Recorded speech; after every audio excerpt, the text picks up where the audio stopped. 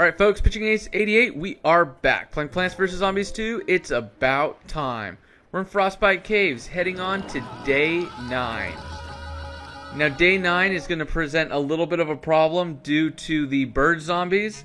The bird zombies basically are going to be able to fly over any of your plants.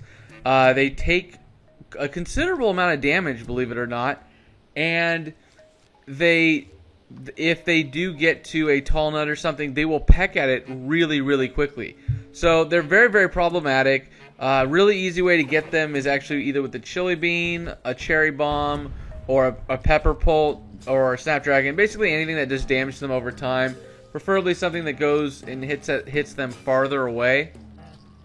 Now the strategy for this place is going to be to plant as many of the sunshrooms as you can in the very, very beginning.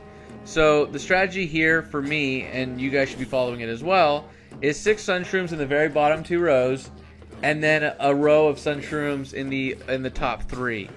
This will ensure that you have 9 sunshrooms that are going out, and it will make sure that you have enough sun to plant all the snapdragons you want, have a couple pepper pults, and be able to put a magnet shroom and the tall nuts. Now, the one thing about the tall nuts is they are 50 more sun than the infinite nut, so it is something to where when you are playing this, know that you do need a little bit more sun if you're going to be using the tall nut strategy.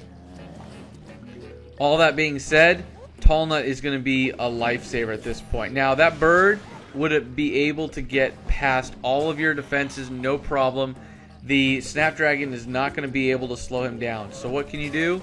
Throw down that chili bean, it will take him out. Eats it fast, automatically done. Great. And again, at this point, you can see all of our sunshrooms are producing sun pretty quickly.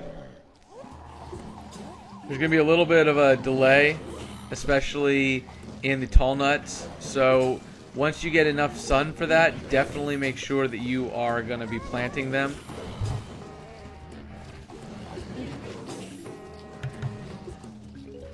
Also know that, again, in the bottom rows, try and save your chili beans for the birds when they come through, especially in the very beginning. Once you have about 2 rows of snapdragons, the birds are basically going to get taken out. 3 is great, but unfortunately this early on, you don't really have enough sun to really do that much damage over time. Now that top row is going to provide somewhat of an issue, but what you can do is you can see that Snapdragon's still doing damage to those guys. It's just taking them a little bit more time. So you can actually, you don't need to, but you can sacrifice a Snapdragon and basically just plant another one, take him out, and then basically start your whole planning from there. Now you'll notice that in the very bottom row, you do have the bird, which is great because actually he's in the middle row. He was just flying, but he gets taken out pretty easily. You put a pepper pult along with a snapdragon, he's gonna get taken out really quickly. The top row, you can definitely put a spike weed down. The great thing about the spike weeds at this point is because we want something just doing damage to more than one zombie at once. And although the snapdragons and the pepper pults will do that damage, the spike weeds will allow you to do damage from anywhere. So you can plant something at the very, very back, like I'm going to do in the middle row here. Then you can plant a magnet shroom, and before those guys even get there, we're going to be able to take them out just due to the fact that magnet shroom is able to take off the helmets. That is going to be something that you are going to find very helpful in this level.